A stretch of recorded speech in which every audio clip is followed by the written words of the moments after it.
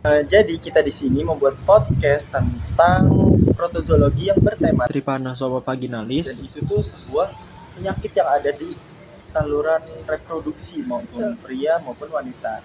Sebelumnya, perkenalkan nama saya Farhan Maulidi dan rekan saya Putri Al-Najma. Oke, di sini kita langsung mulai aja podcastnya. Utamanya pembahasan ini karakteristik biologi sel dan ada jurnal juga epidemiologi. Oke, siap. Jadi teman-teman kuliah, kalau kita bukan lagi buku literatur kita si Trypanosoma vaginalis, ini termasuk ke dalam kelompok protozoa, bukan bakteri atau virus lainnya. Spesifik dia punya organel berupa pergerakan atau yang bisa kita sebut flagela. Oh iya, itu tuh yang Trichomonas vaginalis yang ada serabut-serabutnya itu nggak sih? Iya, tepat banget di jurnal biologi, di jurnal biologi sel yang kita cari. Tadi itu dia punya struktur bernama flagella ya, terus jumlahnya ada 4, dan di depan dan satunya di belakang yang menempel ke jelas. Kemudian dia berbenang bebas, lingkup, dan basah juga, terus juga lembab. Berarti lingkungan ideal itu dia itu ada di cairan tubuh kita ya? Nah, betul banget Han. Dia suka banget tinggal di saluran organisme manusia. Terus juga pada perempuan biasanya di area intim wanita. Terus kalau pada laki-laki di kira-kira saluran kencing. Nah, faktanya nih Health Organization atau yang bisa kita sebut WHO yang gue kutip nih buat makalah kemarin, penyakit yang disebabkan parasit ini namanya trypanosomasis. Itu adalah infeksi yang menular seksual, IMS, dan non-viral yang paling banyak jumlah kasusnya di dunia. Bentar, berarti paling banyak di dunia. Berarti memunculkan gejala klinisnya kan ya? Iya. Kayak contohnya kayak HIV gitu kalau di SMA atau di semester 1. Nah, ini dia juga rahasianya di parasit. Ini menurut jurnal yang tadi kita cari, CDC, yang bisa Center for Disease Control and Prevention, sekitar 70% sampai 85% orang yang terinfeksi itu sifatnya asimptomistik. Asimptomistik itu artinya kayak gak memungkinkan gejala klinisnya kan ya, kayak Iya. yang kita pelajari pas waktu Betul semester 1. Betul. Jadi orang yang kemasukan parasit ini merasa nggak enak badan gitu, walaupun dia sehat juga, nggak ada demam, nggak ada sakit, tapi di dalam tubuhnya nih si parasit ini lagi berkembang biak dan siap menurut ke pasangan lewat kontak seksual gitu, seperti ya orang menikah gitu. Makanya kasus ini banyak banget yang kita nggak tahu tapi lama-lama ada gitu. Wah, diam-diam menghanyutkan banget Ya, ya. Terus tuh kalau dari sisi biologi atau mekanisme kerjanya di jaringan tubuh kita, gimana sih caranya parasit kecil ini bisa bikin infeksi saluran reproduksi? Jadi gini Han, begitu si trypanosoma masuk ke saluran reproduksi, dia bakal menempel di sel-sel epitel. Dia juga punya semacam protein khusus untuk merusak sel inang dan memicu peradangan atau yang bisa disebut inflamasi. Nah, yang paling unik nih dia nih mengonsumsi glycogen yang ada di bagian dinding intim wanita. Padahal glycogen ini makanannya bakteri baik kita, yaitu lactobacillus.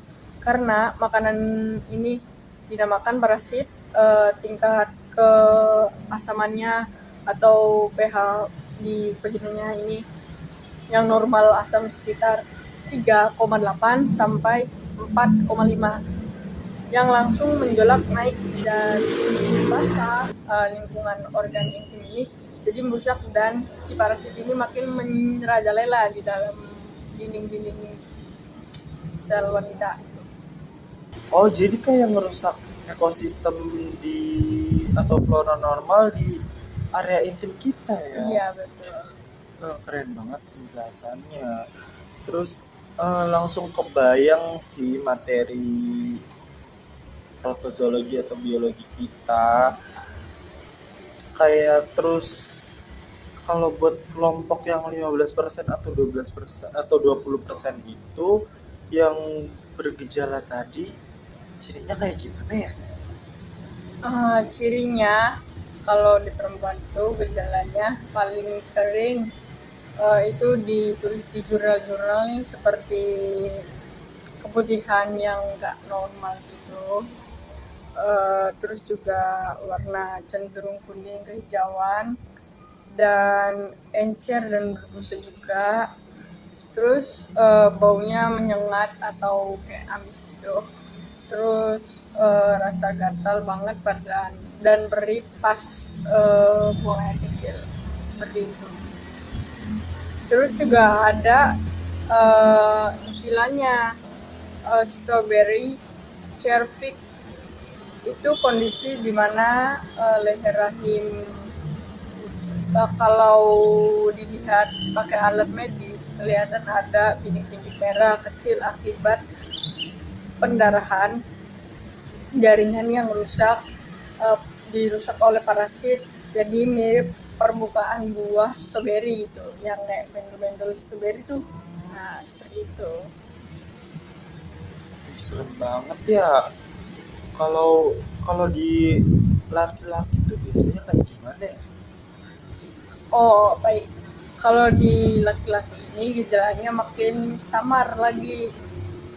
Paling cuma ngerasa anyang-anyang, terus sensasi terbakar pas pipis.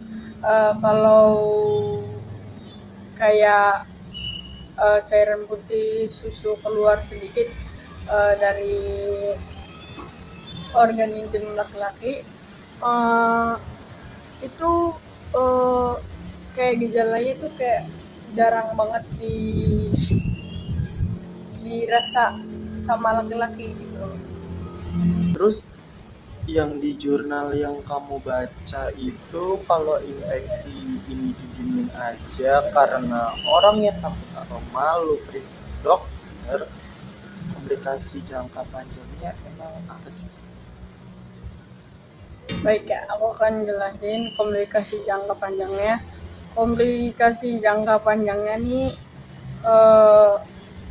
gak boleh disepelin juga sih, tapi ada beberapa resiko komplikasi yang berat. Resikonya ini HIV naik dan ke daerah intim mengalami peradangan hebat, sel-sel ini tumbuh, kita bakal kumpul di sana.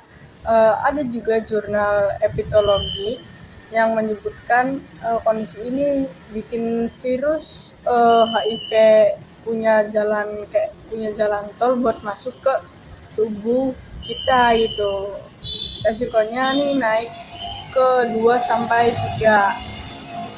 Baik, masalah kedua, masalah kehamilan atau kena ke ibu hamil bisa memicu ketuban pecah dini dan bayi lahir dengan berat badan yang rendah. Terus infertilitas itu adalah kemandulan bagi perempuan atau laki-laki bisa. Infeksi ini bisa merusak sel reproduksi, menurunkan kualitas sel sperma pada pria dan maupun sel telur pada wanita. Kurang lebih begitu. Aduh, dampaknya fatal banget ya. Iya. Tapi tenang, secara farmakologi dasar ini tuh bisa diobatin sampai sembuh total kan? Bisa banget. utamanya tuh adalah antibiotik spesifik yang bernama metronidazole atau tinidazole. Biasanya dokter cuma ngeresepin dosis tunggal sekali minum atau diminum selama 3 hari berturut-turut, kurang lebih begitu.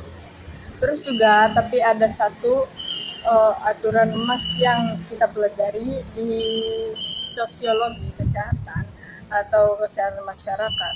Pengobatan yang harus diserta bersama pasangan, istilahnya seperti expanded painter therapy atau yang bisa kita sebut EPT. Jadi kalau pasangan yang kita mempunyai gejala seperti ini positif sama gejala ini, maka pasangan yang B ini harus juga minum obat yang sama persis dengan kita untuk membuat tameng agar tidak masuk virusnya ke tubuh kita. Jaga-jaga ya. Iya, jaga-jaga. Bener banget teman-teman, biar nggak terjadi efek pingpong ya, yang satu sembuh, yang satu masih bawa parasit, pas berhubungan malah ketularan gitu. Iya, betul. Nggak kelar-kelar jadinya, nggak selesai-selesai. Plus, tepat banget. Plus sama pengobatan dilarang keras minum alkohol. Terus juga bisa bikin mual, muntah akibat infeksi obat tersebut, dan wajib puasa hubungan seksual ini. Dulu dinyatakan sembuh total sama dokter dulu, jadi harus sabar nunggu dari dokternya. Penjelasan kamu itu benar-benar ngebantu saya banget buat nge-review materi kuliah di minggu-minggu sebelumnya. Gak kerasa kita udah penghujung durasi podcast kita. Jadi buat teman-teman semua, kesimpulannya adalah Trichomonas vaginalis ini bukan cuma hafalan nama Latin buat ujian blog kita doang ya. Ini tuh jadi realita masalah kesehatan reproduksi yang ada di masyarakat. Iya. Sebagai mahasiswa tingkat awal, tugas kita itu mulai melek nih sama informasi ilmiah kayak gini dan bantu edukasi sekitar kita tanpa bikin stigma negatif. Ya, iya banget. Jangan sampai karena malu atau tabu orang-orang malah nyari info ke dukun gitu atau self diagnosis di internet yang enggak beneran jelas sumbernya, padahal secara sains atau medis ini obatnya itu ada di dokternya Han, gampang banget Han. Oke, thank you banget Alia udah mau gabung dan berbagi isi rangkuman kuliahnya di hari ini. Wow, sama-sama Han.